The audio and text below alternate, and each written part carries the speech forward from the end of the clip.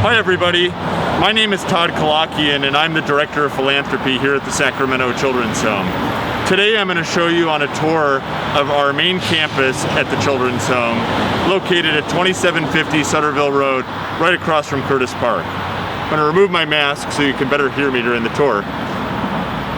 Welcome to the Children's Home. Normally we'd love to have you here in person, but today we're going to record this video tour so you can get a glimpse of our facilities and see where we provide services to local children and families. So right now we're in front of our main building here. This has been located here in this location for over 100 years. Our original location that the Sacramento Children's Home operated in was originally located in downtown Sacramento, and we moved over to this location in the early 1900s. This building was built in 1925 and now serves as our main administrative building. For many years, this was where we actually had children living and where our staff would work with the kids that lived here at the Children's Home. The Sacramento Children's Home has 16 acres here right across from Curtis Park, where we provide services to children and families. Our organization, while we've been in this location for about 100 years, has been serving the Sacramento community for 153 years. We started in 1867 as an orphanage and have since grown to be one of Sacramento's most comprehensive child and family service agencies. Today we're going to show you a little bit of our main campus facilities, walk around, let you know a little bit about what we do here at the main campus, and hopefully leave you with a little bit more information about what our organization does. So, as I mentioned, this building is mostly used as an administrative building now, but behind this building is where we provide many of our programs and services to local children and families. Our organization has 7 programs across 6 locations. This is one of those 6 locations. We also have 2 crisis nurseries and 3 family resource centers. Our 3 family resource centers are located in the neighborhoods of Meadowview, Valley High, and North Sacramento.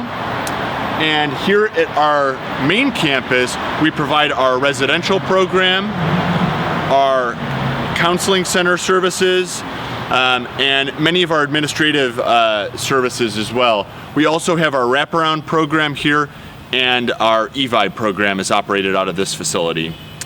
In addition to this facility and our 3 family resource centers, we also have 2 crisis nurseries, and we actually did a virtual tour of our crisis nurseries as well, so you can check that out when you have a moment as well.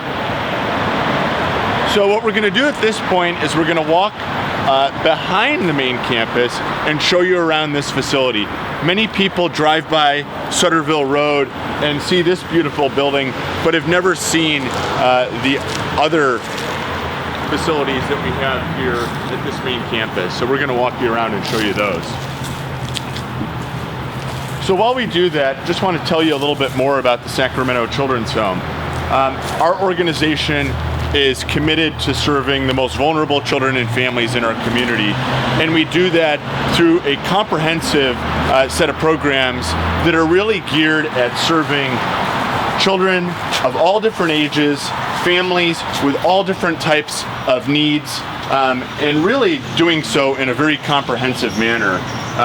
The intention of all of our programs is to prevent child abuse and neglect, keep children safe, and strengthen families as well. So back here you can see we've got a ton of parking space. We've got over 200 staff, many of whom come and work on this facility in normal times. As you can tell right now, the parking lot is not quite as busy as it normally would be. Before COVID-19, this parking lot would be full. Very difficult to find a parking spot. Today, obviously, a little bit quieter. As you might wonder, during COVID-19, what has that meant for our organization? Well, here at the Sacramento Children's Home, we really haven't missed a beat. Our residential treatment program, which serves local foster youth, has not missed a beat, has been serving as an essential program, and many of the staff continue to come in every single day to serve the youth that live here on campus. Additionally, many of our other programs have not ceased operations, but people like myself on the administrative side, we're now working remotely from home to ensure that we keep the children that live here and the staff that work with them safe and healthy and prioritize their wellness. So the buildings that are to our right and in front of us were originally built as residential cottages to serve youth living here. But now they actually house our mental health programs. So we have several mental health programs that serve local youth that may have issues like depression or anxiety, or maybe more severe mental health issues like schizophrenia, bipolar disorder. Those are served through a couple programs that we provide. The most notable is our counseling center, which serves about 300 clients that have some form of mental health need. And so we serve youth of all different ages in our counseling center. And that's located in the second cottage here, and then the fourth cottage right across from the playground. We also have a couple of other mental health programs that are housed on this campus. One of them is our wraparound program that is housed in the building that we're walking by to the right. Wraparound really is a great program that focuses on transitioning youth that lived in residential care into a more permanent housing setting. So what they do is often work with youth that either have lived here at the Sacramento Children's Home or in another group home setting and help transition them into a permanent home, whether it be with family members or adoptive family members. The wraparound program really, the reason they call it wraparound is it really wraps the child in services. We have staff that help coordinate all aspects of the child's care, whether it be working with medical doctors, teachers, mental health counselors. All of it is coordinated to ensure that the child gets all of the care that they need, and so that when they leave a setting like the Sacramento Children's Home, they can be successful in their more traditional home setting.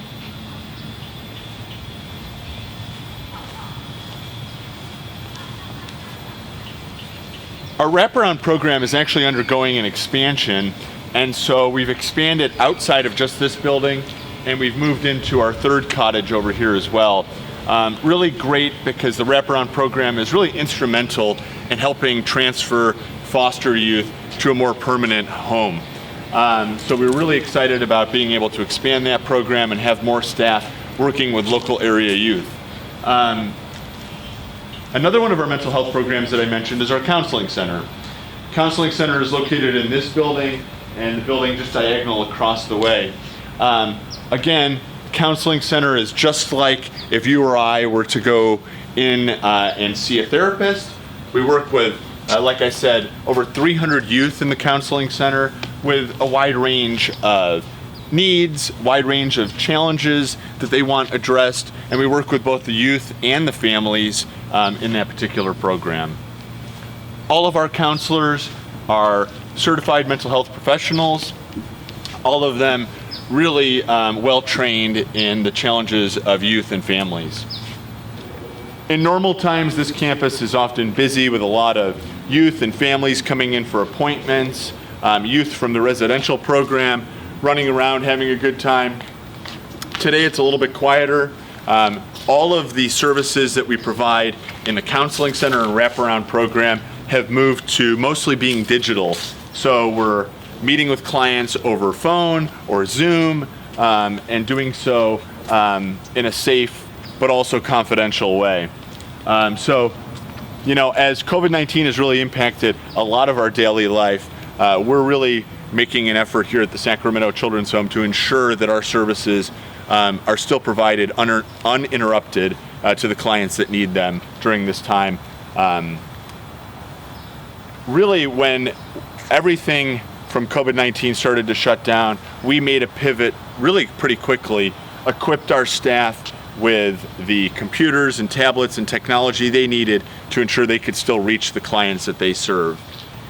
You can see we've also got quite a bit of space back here, more parking, There's actually a school beyond the trees. That used to be our on-campus school for the youth that lived here. We now actually lease that out to another organization. Other side of the campus is our residential program. We still operate a 30-bed residential program. It is a short-term therapeutic residential program where youth come and stay with us anywhere from a few months up to a year or so. As we have evolved over the years, so has our residential program, but that program is our oldest legacy program, we like to call it, because it's been around for 153 years. This building right here, this beautiful old brick building, was built in 1930. It's the Marzon building, and actually we had plans prior to COVID-19 renovating this building, and we still plan to do that. But with COVID-19, we've taken a little bit of a pause on that project. But this will serve as a really vital facility for our residential program. It will house residential mental health counselors. It will also house our education team and some of the medical staff that are currently residing in our main administrative building. They'll be moving over into this facility once it's renovated. We hope to get that underway sometime next year in 2021. Specific to our residential program, you can see we've got two large buildings over here that house our foster youth that live with us. We have capacity for 30 young men between the ages of 6 and 19. The younger boys living in what we call the Cowell Center, and the older boys living in the building with the tile roof that's called Cottage 5. We're actually not going to go super close over there just because there's some youth here and we want to protect their identity. But you can see a lot of additional large space that we have for the residential program. Another great playground that went in about 7 years ago, swing sets, and we'll also show you in a moment the recreation space that we have indoors as well. But this gives you an idea of just, again, the size of the campus here.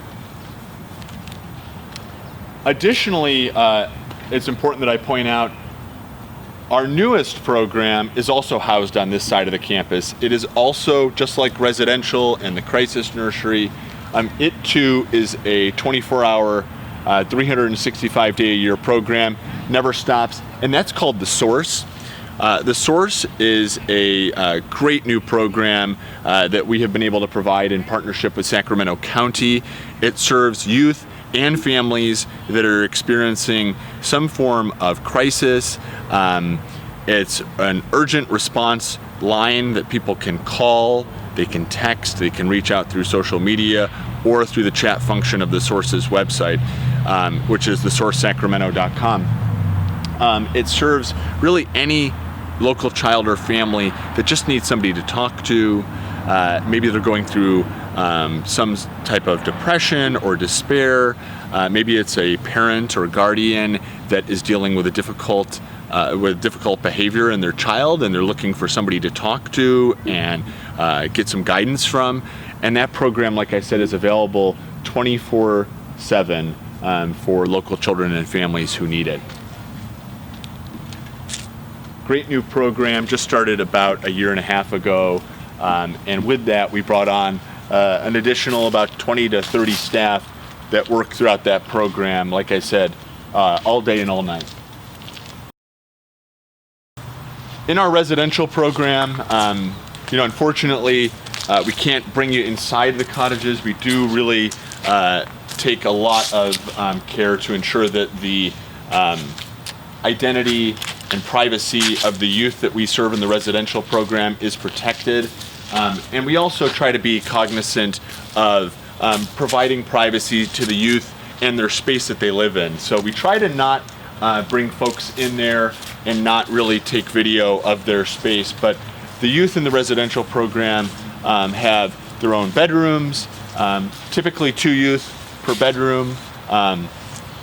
large kitchen space, large communal bathrooms in there, and some really nice large living space that they have where they can watch TV, play video games, do homework, all of that stuff. As I'm sure many of your kids or grandkids are doing, our youth are also doing distance learning at this time.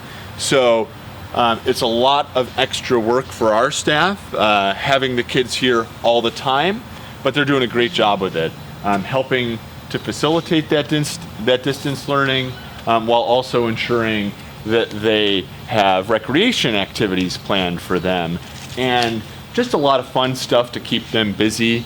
I know during this time all of us are facing the challenges of keeping ourselves, our kids, and our families busy, and while also keeping them safe. And our residential staff has really done a great job with that. So behind me here is our recreation center. This is a really great facility that we have here for the youth that live in the residential program. Inside is a full-size basketball court with a multi-use surface that can really be used for anything. Mostly used for basketball, but sometimes there'll be talent shows that we hold in there, soccer games, staff events. It's a really great large indoor space. Thanks to the Sacramento Kings, we recently redid the backboards in there, so we've got great brand new backboards in the rec center. There is also some tutoring space for the education staff. There's a game room in there, an arts and craft room, and a music room. Great facility. Obviously today it's a nice day, we're outside, and when the weather is nice, the youth love being outside and running around, but when it's a little bit, whether it be smoky, rainy, cold during the winter, this is a really great indoor rec space for our youth. Get out some of their energy, and also serves as a great space for our staff to be able to organize fun activities for the youth. So as we kind of wrap up our tour here at the main campus, I wanted to point out a couple more things before we finish up. First, just beyond the fence over here is Casa Garden Restaurant. Casa Garden Restaurant has been operating for about 45 years. They're a restaurant that's open to the public, typically for lunch. They've closed down during the COVID-19 pandemic, but do hope to reopen when it is safe to do so. But Casa is a great space to come and enjoy a business lunch, host a evening event. They even host weddings on the weekends. All the proceeds from Casa Garden Restaurant have always and will continue to support the operations of the Sacramento Children's Home. So we hope you'll check them out sometime when they reopen. But we do really want to thank you for tuning into this video tour of the Sacramento Children's Home main campus. I encourage you to check out our Crisis Nursery tour as well if you haven't done so. But I do want to just leave you with a couple of thoughts. First of all, we really appreciate all of our community of supporters that have for many years been generous in their support of the vital services and programs we provide here at the Sacramento Children's Home. If you're interested in learning more about how you can get involved, please visit our website, www.kidshome.org. There's a lot of information there about how to get involved, whether it be making a donation, going and buying an immediate need, or supporting one of our upcoming events. Again, thanks for joining us on today's tour. I'm Todd, I'm the Director of Philanthropy. Please reach out if you ever have any questions, but thank you for your interest in supporting the Sacramento Children's Home.